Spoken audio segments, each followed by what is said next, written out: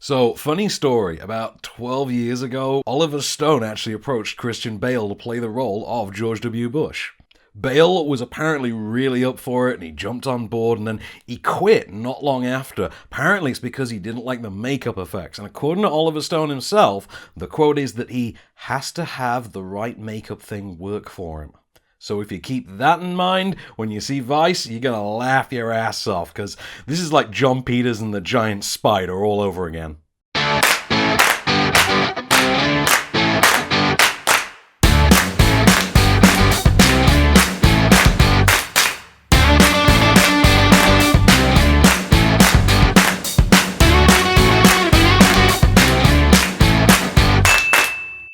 So this is being recorded a full 24 hours after this year's Oscar nominations have been announced, which means nearly every movie coming out for the next month now either officially is or isn't in the semi-finals for the big statue.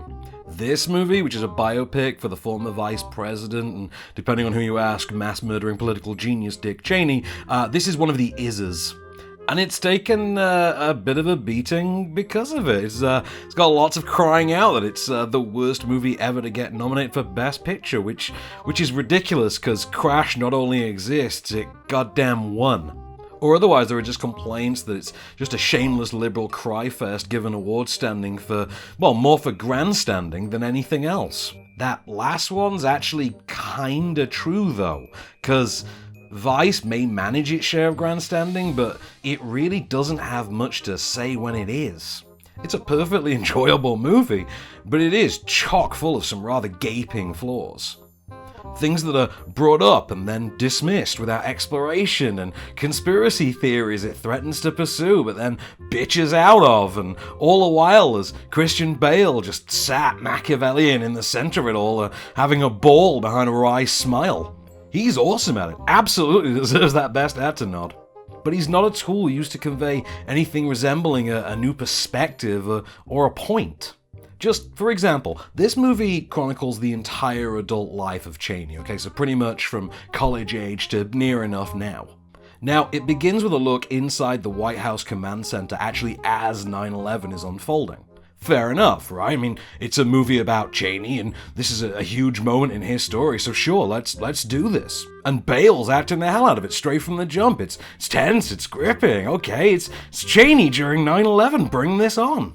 And then they include a moment, which the narrator actually points out to us, in which Cheney just stops in the middle of all of this to talk to his lawyer, but nothing comes of this plot point. It ties only tenuously at best to the movie's only two actual scenes of genuine certified underhandedness. It's just never explored again. Now that's Vice. So it's a movie with all the gloss, all the style, and all the acting pedigree just sat there waiting to be molded into a great 4-hour time political dramedy. But it doesn't become that because it has nothing to say. I mean, it tries to say something at the 11th hour, and it just comes across as lazy. And I do mean the 11th hour, like literally, because this just introduces a stop-dead, fourth wall-breaking element, just solely because Adam McKay, who's nominated for an Oscar for writing this, just presumably couldn't come up with a way to end it otherwise. So, if you're looking for that edgy dramedy inherent to the basic premise of the director of The Big Short does Cheney, then you might want to sit this one out. Or, on the other hand, maybe not, because actually, in spite of all of that, it actually is still a pretty funny little movie. McKay's wackier comedic roots will shine through here and there, particularly in the goofy way that he and Sam Rockwell have realized they're George W. Bush, and there's a whole element, especially like the narrative function of the actual narrator, who's played by Jesse Plemons, by the way. Can we please get this guy like a big flashy comedy role already? Because the dude killed in Game Night, and I just need to see more of that. Not that I didn't love the hell out of the whole Michael Moore-ish way that he delivers his part here. You also get like Steve Carell turning up at one point too, so he's playing Donald Rumsfeld here, and it's a neat little marriage of comic and subject. I mean, Carell's not playing it entirely dissimilarly from how you'd imagine evil Michael Scott would turn out, but it's quite a likable turn. I actually thought they made better use of him here than they did of Amy Adams as Lynn Cheney. Not because she's a bad character or the performance is naff or anything, she's great and all, but there's nothing said with Lynn that the world doesn't already know, more or less. I mean, they'd like her to be seen as a sort of Lady Macbeth, Julie Cooper kind of type, but there's just really not that much material afforded her to get there.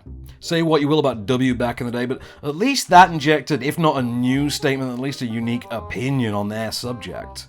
If you've not seen W, by the way, absolutely do see it. Josh Brolin's like a lot of fun in it, and it's at the very least as good as this. This, though, at least it's got the amusement. And to be fair to McKay, the movie at least has the decency to open with a disclaimer saying they did their best, I'm paraphrasing.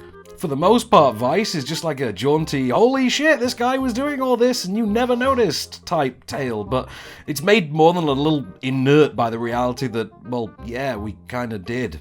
Its politics, predictably enough, are quite heavily left-leaning, so it makes no bones about Cheney being a villain, or that the Bush administration was on the wrong side of good, etc. But is that really anything of note in a day and age in which most of us can just pull up SNL clips on YouTube on a whim? That's actually not a bad comparison point to draw, actually, because the average Saturday Night Live skit, especially the political ones, do offer way more in the way of bite than Vice actually does. And yet, it's still perfectly enjoyable. I mean, it ain't Veep, but what is?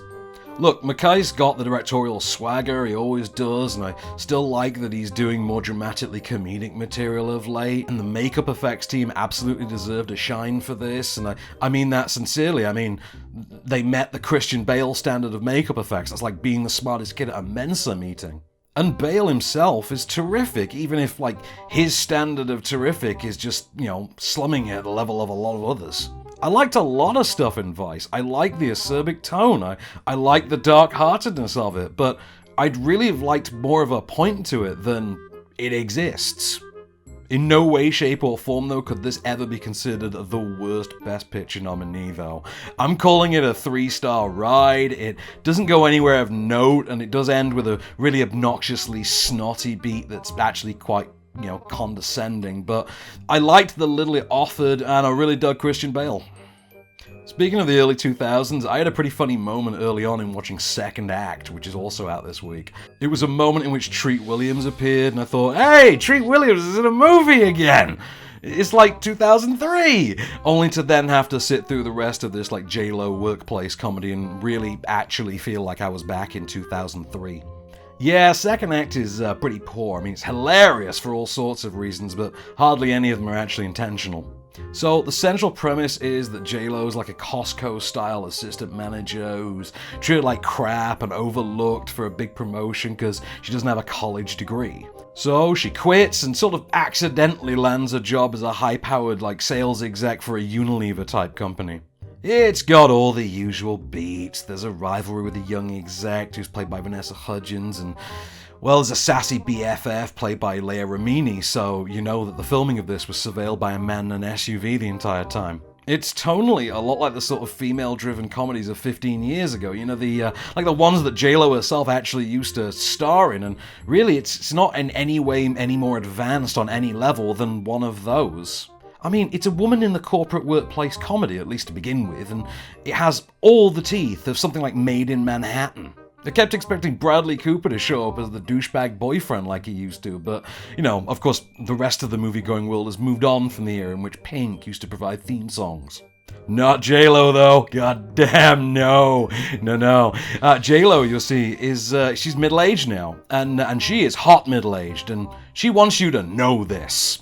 And if you don't get that after 104 minutes of a movie that otherwise still wants to pretend that its focus is on how women can't have both a career and a family, then this may well prove a taxing time for you. I mean, seriously, someone's told Jenny from the Block that it's 2019, right? Anyone? It's fascinatingly misguided. It's flippantly sexist in favor of men at times for some reason. It treats office workers' personal lives like they've gone off to serve overseas. It drops a Harvard fraud story beat that plays like Suits for basic bitches. And as much as I'll watch Charlene Yee in anything, it's a stretch to find even her presence enjoyable enough to justify this.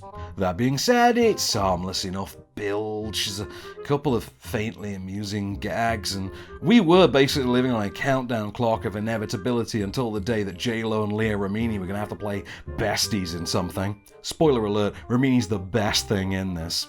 But if you actively seek second act out, like go and see it at the multiplex, you will annihilate the experience just laughing at all the niggling little contrivances and completely unrealistic plot elements. I mean, Jupiter Ascending takes place in a more concrete reality than this movie. Not a good one, obviously. But this is the sort of flick that only works out if you come across it accidentally one night whilst vegging in front of the TV and enter into it with, meh, fine.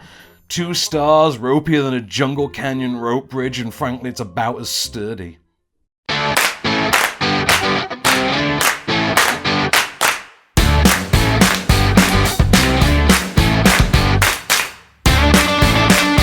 Hey, thanks for watching. Don't forget to like, share, subscribe, rate, and review.